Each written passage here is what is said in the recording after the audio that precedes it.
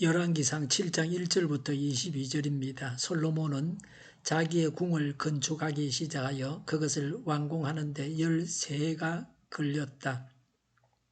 그는 레바논 숲을 궁을 지었는데 그 길이는 100자이고 그 너비는 신자이고 그 높이는 30자이다. 백향목 기둥을 4줄로 세우고 그 기둥 위에는 백향목 석가래를 얹었다. 지붕에는 한 줄에 15개씩 모두 45개의 석가래를 대고 백향목 판자로 덮었다. 창틀은 3줄로 되어 있고 그 창문들은 3단으로 되어서 서로 마주 보고 있었다. 문과 문설주는 모두 네모난 모양이고 창문은 창문끼리 3줄로 마주보고 있었다. 그는 기둥들을 나란히 세워 주랑을 만들었다. 그것은 길이가 신자이고 너비가 30자인 벽이 없는 복도였다. 주랑 앞에는 현관이 있고 현관 앞에 또 기둥들이 있고 그 기둥들 위에는 차양이 걸려 있었다. 또 그는 옥자실 곧 재판정을 짓고 그 마루를 모두 백향목으로 깔았다. 자기가 있을 왕궁은 재판정 뒤에 있는 다른 뜰에 지었는데 그 건축 양식은 다른 건물들의 건축 양식과 서로 비슷하였다. 또 솔로몬은 이것과 같은 궁전을 그가 결혼하여 아내로 맞아들인 바로의 딸에게도 지어주었다. 왕궁을 포함한 모든 건물은 치수를 재어서 깎은 귀한 돌 앞뒤를 톱으로 자른 값진 돌들로 지었는데 기초에서부터 갓돌까지 또 바깥은 물론이고 건물 안의 큰 뜰까지 다 그러한 기초를 써서 지었다.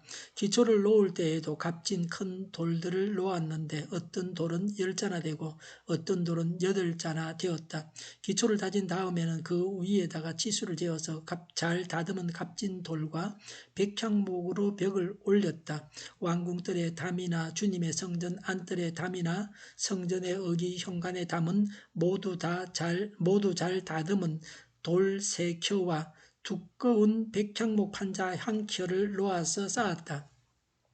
솔로몬 왕은 사람을 보내어서 두로에서 후람을 불러왔는데 그는 납달리 지파에 속한 가부의 아들이다. 그의 아버지는 두로 사람으로서 노세 대장장이이다. 그는 노세를 다루는 일에는 뛰어난 지혜와 기술과 전문 지식을 두루 갖춘 사람이었다. 그가 솔로몬 왕에게 불려와서 공사를 그의 도맡아 하였다. 그는 2개의 노세 기둥을 만들었다. 둘 다 18자 높이의 12자 둘레였다. 그는 또 그 2 기둥의 꼭대기에 얹어 놓을 2개의 기둥머리를 놋을 녹여 부어서 만들었는데 그 기둥머리는 둘 다 똑같이 높이가 5자이다.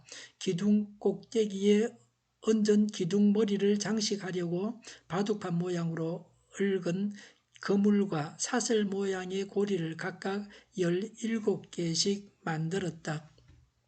이렇게 2 기둥을 만들고 나서 기둥 꼭대기에 얹은 기둥 머리를 장식하였다. 노새로 석류를 만들고 그물에다가 석류를 2줄로 늘어뜨려서 기둥 머리를 장식하였다. 기둥 꼭대기에 얹은 기둥 머리는 그 높이가 넉자이다. 나리꽃 모양으로 만들었는데 사슬 장식 위에 둥그렇게 돌출된 부분에다가 얹었다. 기둥 머리에는 노새로 만든 석류 200개가 둥그렇게 열을 지어 있었다. 다른 기둥 머리도 마찬가지였다. 후람은 이렇게 해서 만든 2 기둥을 성전의 현관에다가 세웠다.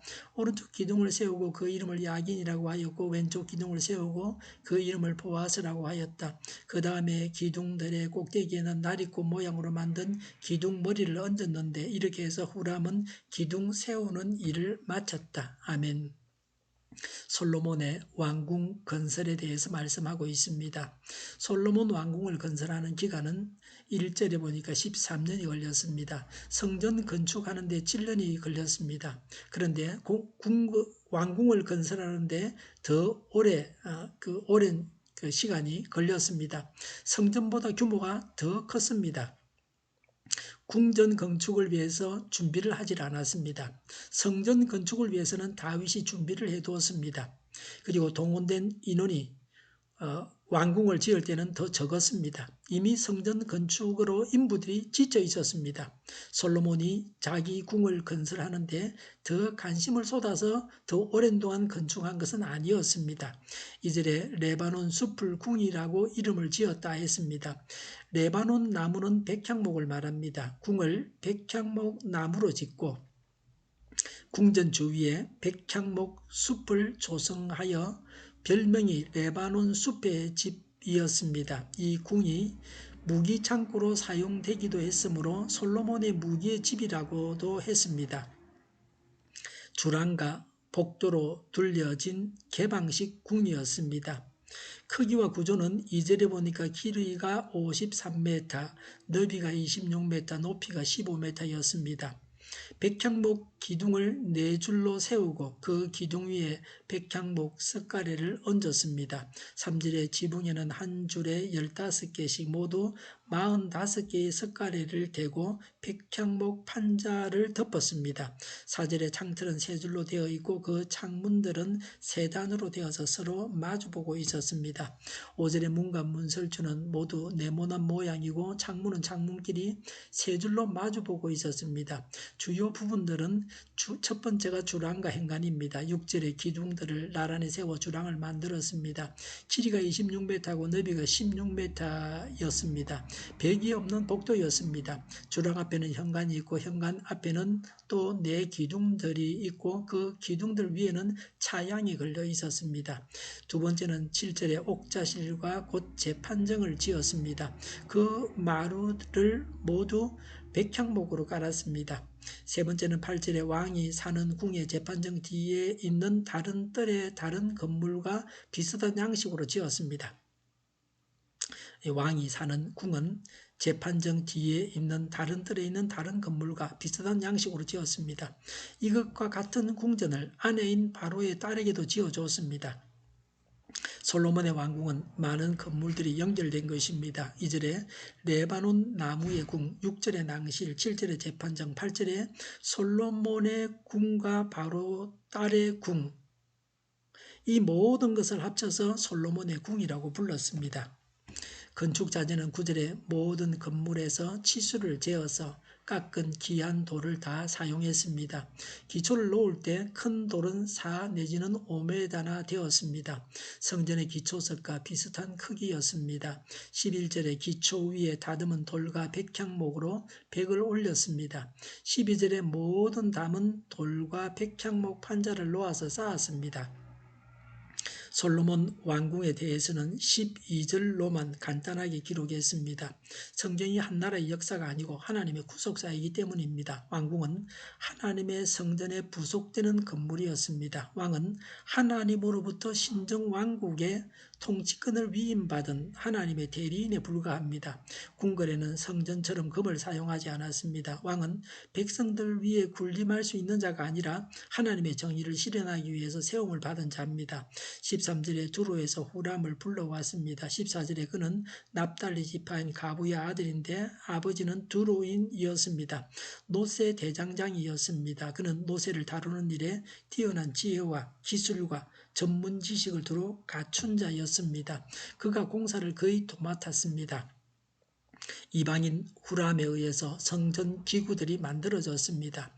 어머니가 유대인이기 때문에 유대인이라고 할 수도 있습니다. 그는 두루의 장인의 아들입니다. 하나님의 일에 이방인도 사용하십니다. 하나님 나라는 이방인도 참여할 수 있습니다. 노선 구리와 아연의 혼합물입니다. 노선 구리이거나 구리와 주석의 혼합물인 청동입니다. 이스라엘은 놋 세공업이 뒤떨어져 있었습니다. 하나님의 일은 자기 힘만으로 하는 것이 아니라 다른 사람들의 힘까지 사용해야 합니다. 15절에 2개의 놋의 기둥을 만들었습니다. 둘 다 높이가 9m, 둘레가 6m였습니다. 성전 현관 앞에 세워졌습니다. 16절, 19절에 두 기둥의 꼭대기에 얹어 놓을 2개의 기둥 머리를 놋으로 만들었는데 똑같이 높이가 2m 정도였습니다. 17절에 바둑판 모양으로 얽은 그물과 사슬 모양의 고리를 각각 7개씩 만들었다고 했습니다. 18절과 20절에 노새로 성류를 만들고 그 물에다 성류를 2줄로 널어뜨려서 200개 만들어 기둥머리를 장식했습니다. 19절 22절의 기둥머리는 나리꽃, 백합꽃을 말합니다. 나리꽃 모양으로 만들었습니다. 성류가 백합화를 떠받치는 모양입니다. 성류는 풍요로움과 선행을 나타냅니다. 백합화의 문자적 의미는 약속의 땅의 꽃입니다. 언약의 땅에 살고 있음을 상기시킵니다. 21절의 후람은 성전의 현관에 2 기둥을 세웠습니다. 오른쪽이 야긴, 왼쪽이 보아스라고 했습니다. 야긴은 그가 세우실 것이다. 보아스는 그에게 능력이 있다 하는 뜻입니다. 이 명칭들은 하나님께서 세우신 성전과 이스라엘의 영원성과 능력을 상징하기 위해서 붙여졌습니다. 하나님께서 함께 하셔야 왕도 왕다운 자가 됩니다. 나라도 망하지 않습니다. 성전도 성전이 됩니다. 사람이 영생하고 하나님의 능력을 나타내는 것도 하나님의 손에 달려 있습니다. 기도하겠습니다. 하나님이 함께 하시고 하나님의 능력을 나타내 주시옵소서. 하나님으로 인해서 나라가 망하지 않고 흥하게 하여 주시옵소서.